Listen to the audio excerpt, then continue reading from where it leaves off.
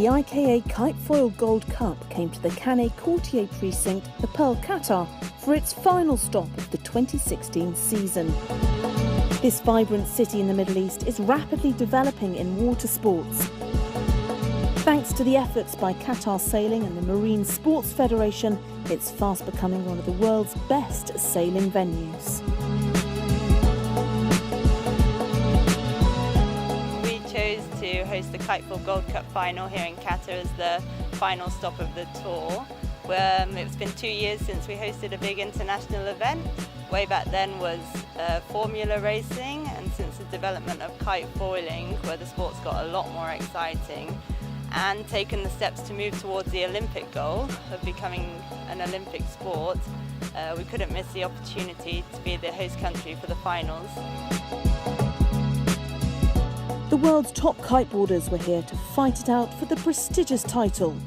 31 men and 6 women, all competing in the same fleet.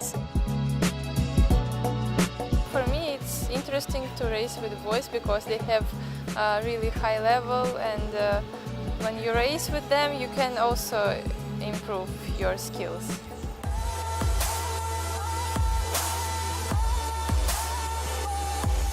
Kalinina had led the tour's women's division this season, whilst Axel Mazella was controlling the men's. He was followed closely by Maxime Notcher from the Yacht Club de Monaco in second, and Britain's Oliver Bridge in third.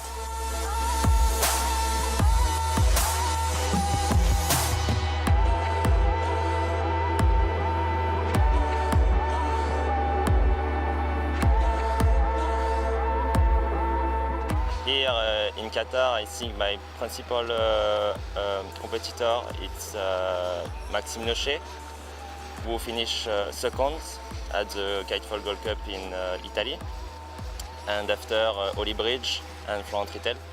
So I hope we have a lot of win today for the first day of competition and to fight on the water. Yeah, the plan, is a big fight because we are free to lead and free possible to win this event, and the one who wins this event win all the tour. Kiteboarding is a lifestyle, and this fact is integral to every event, with the riders having time to enjoy some time on the beach. We are running all the races off the beach, so we have a natural mixed zone where the competitors and spectators and media can mix up and everyone's talking together, and we usually have a rider's tent right on the beach where spectators are more than welcome to have a drink with the guys and talk in the breaks between racing. So we really want to mix up the spectators and get really close in touch with the riders, and they're all very happy to share their knowledge and their experiences and what they are doing on the water. But in such a highly competitive sport, they also have to be focused on their goals.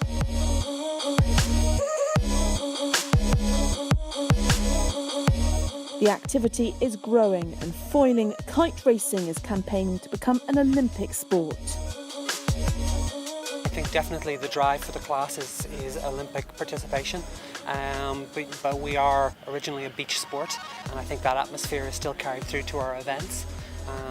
People are relaxed in between racing. There's a lot of sharing at the moment, a lot of sharing of knowledge. We are all the time trying to improve ourselves and look for the speed gains. We're still learning a lot about how we can go faster and deeper. The kiteboarders fought for 3 intense days out on the water off the busy coast of the Qatar precinct, the Pearl Qatar. There was plenty of high-octane racing and jostling for position on the leaderboard. At the end of the penultimate day, 16-year-old Tony Vodisek was in third after a fabulous second day saw him win 4 of the day's 6 races. Oliver Bridge was in good form, and with some consistent results, he sat top of the leaderboard with Maxime Notcher a very close 2 points behind him.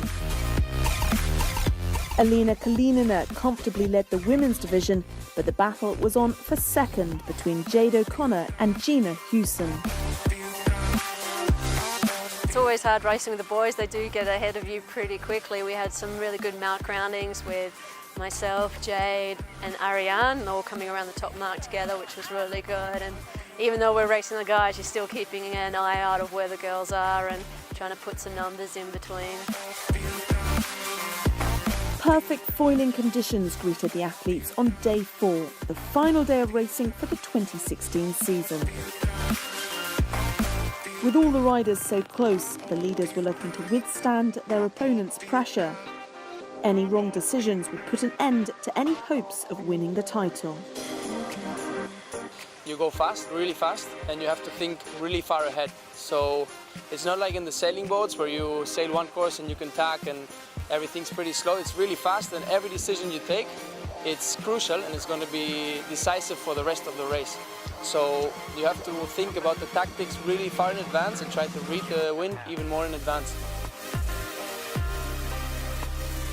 With the 2016 IKA Kitefoil Gold Cup to be decided on this final day, the world's best kiteboarders were ready to put in one last push and fight for that coveted top place.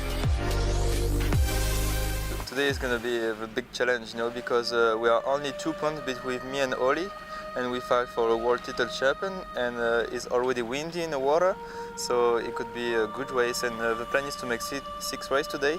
So yeah, one more discard, and we will see, but is it a big fight in perspective against Oli?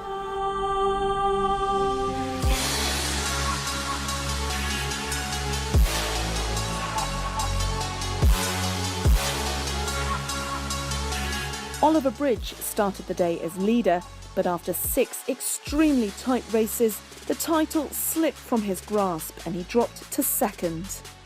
Axel Mazzella, who'd had a consistent week, finished third, with the victory going to Maxime Notcher. Monaco's notorious rider not only managed to clinch the top spot for this event in Qatar, but with it, he secured the season's top prize and took the 2016 IKA Kitefoil Gold Cup. It was his 10th world title, a remarkable achievement. My goal is very focused on Oli today, because it's like a match racing, because we fight each other for a world title. And when I see someone just in front of me and Oli was behind, and just relax and focus on my place. I'm super happy to win this event and all the Gold Cup for another world title, and this is my 10 times world title, so I'm super happy.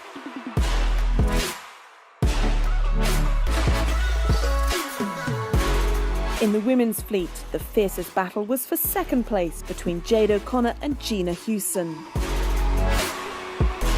The Australian rider had the better day on the water and finally managed to get that runner-up spot.